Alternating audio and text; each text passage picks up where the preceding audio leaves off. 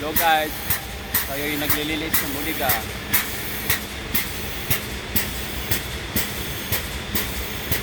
Yan. So sinasaksyon natin yung tubig gamit yung wind pump. So punta doon sa taas.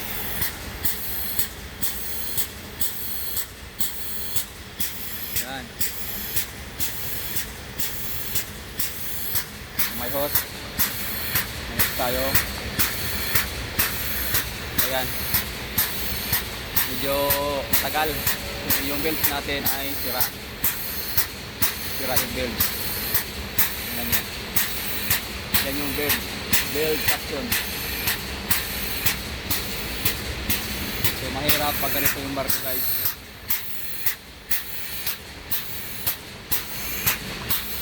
Yan. Medyo marami pa. Marami pa yan.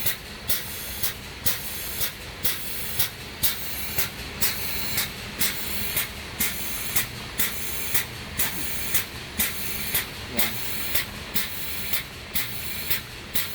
Marami pa.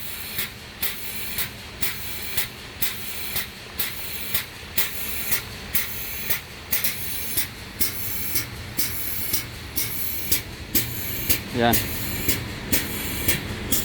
Medyo marami-rami pa guys.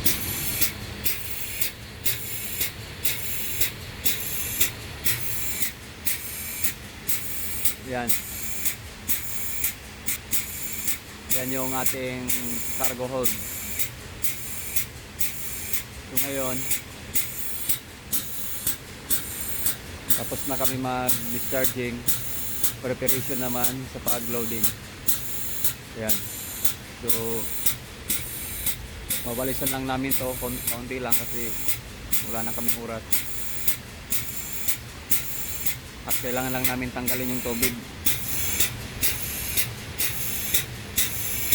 Hindi pwedeng may tubig to guys kasi bawal yun sa mga inspector, sa mga inspector galing sa charterer.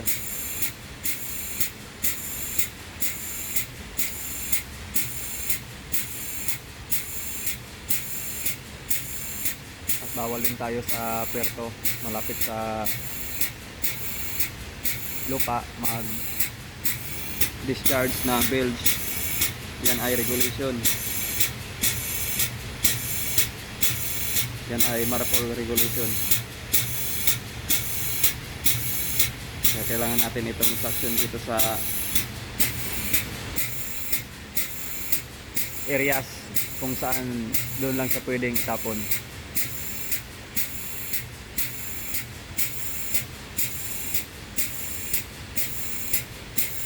Kasi ang mahirap lang dito, sira yung mga build suction. Kaya kailangan natin mano-manohin. Medyo matagal. Ayan. So ayan yung ating buliga. Ayan guys. So itong buliga na to ay dalawa yung bilge, port and starboard. Yung tubig na yan galing yan dun sa ating cargos. Ito sa kabila, kunti na lang yan. Mano-manuhin ko lang yan. Yan. Yan yung itsura ng buliga. Medyo malaki.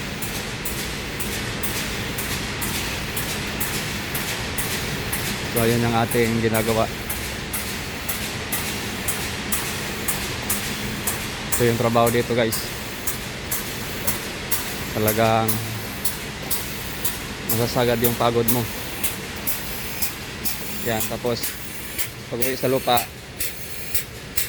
one time billionaire, ubos ang pira, tapos sakay ulit. Ganun lang. Disgrasya ka talaga sa buhay mo. Pag ganun yung buhay mo, patanda ka dito, balik-balik ka. Kaya kailangan natin mag-ipon, mag-tipid. Dapat kailangan lang ang ating bibilhin. Kasi mahirap pabalik-balik dito. Buti kung lagi kang malakas, lagi kang healthy. Buti kung di ka tumatanda. Kaya talagang mag-ipon ka talaga. Itaga mo yan sa bato. Kasi mahirap ang buhay sa barko. Masarap lang sa pandinig na ikaw ay seaman, marami kang pera. May pera ka nga talaga, pero paano mo hahawakan yung pera mo na ang tama? Yun ang challenge. Pagdating dun sa bakasyon, doon malalaman kung tunay kang seaman pag magaling ka sa pera. Tunay kang seaman pag di ka tumanda sa barko. Yun ang aking opinion lamang para sa aking sarili.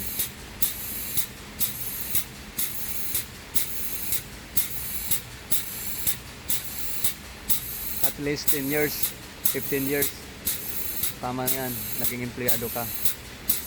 After nyan, maging leader ka naman, maging boss ka naman. Kahit paano, hindi habang buhay naging empleyado ka. Hindi mahirap. At least na-experience mo maging empleyado, at least alam mo kung paano ang galaw ng tao. Mararamdaman mo kung paano sila napapagod, paano yung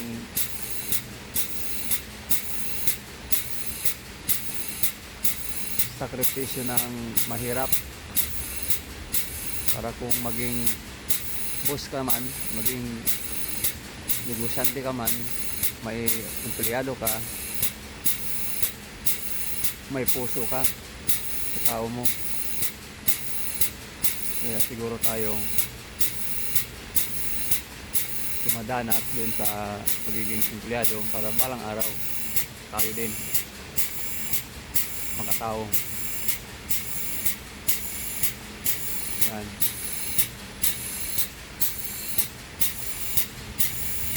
Kaya kung magkaroon ka man sa balang araw, kailangan makatao ka, alam mo yung galaw ng tao mo, kaya maging empleyado ka rin. So ayun nga, tama na.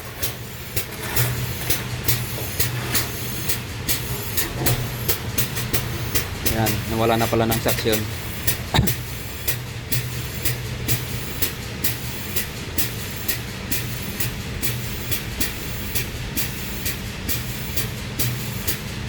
So malakas din yung saksyon niya kahit maliit yung ating welding pump. So welding pump ang gamit natin, guys. So yan. Malaki kasi itong belt nila, iba yung design. Yung iba dalawang butas lang, ito ginawa nilang unlimited, ginawang 5. Kaya ang hirap, ang daming tubig. Doon, papasok ka doon, tapos mayroon pa doon sa ilalim, parang tunnel, ginawang underground.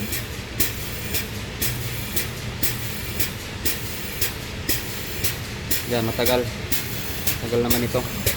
Kanina pa ako nito nabot na ako ng isang oras saksyon. So yun, marami pa nga doon, no? Pero at least malinis yung tubig natin ngayon, no? Minsan kasi marumi, kaya nabubulaukan yung aking welding pump. Ayun, no? Maliit pa naman. Pag may submersible naman, pwede rin, mabilis yun kasi mabigat. Lalo dito walang making winch, manumano. Yung making winch dito tao naubos yung lakas mo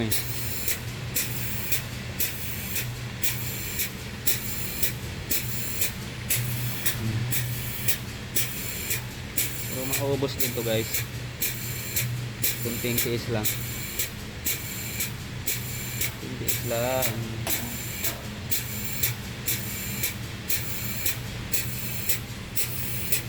Yan guys, kumukunti na siya guys, kahit pa paano. Kasi yung mga kasamahan ko na doon sa kabila guys, paspasan kami ngayon, kaya ginawa namin, hati-hati na lang yung tao. Ako muna dito mag-isa at least, tuloy-tuloy. Kasi darating na kami mamayang alas 7 ng gabi. So, almost ilang oras lang yung kuha namin, 12 hours. Hindi, isang araw lang pala yung biyahe namin, isang araw na preparation ng cargo hold. Yan, so, maubos din siya balang araw. Pakunti ng pakunti yan guys.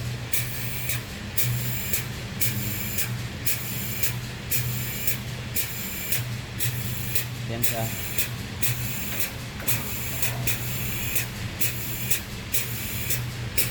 Pag nabilawakan to guys, disgrasya. Kailangan natin lagyan ng strainer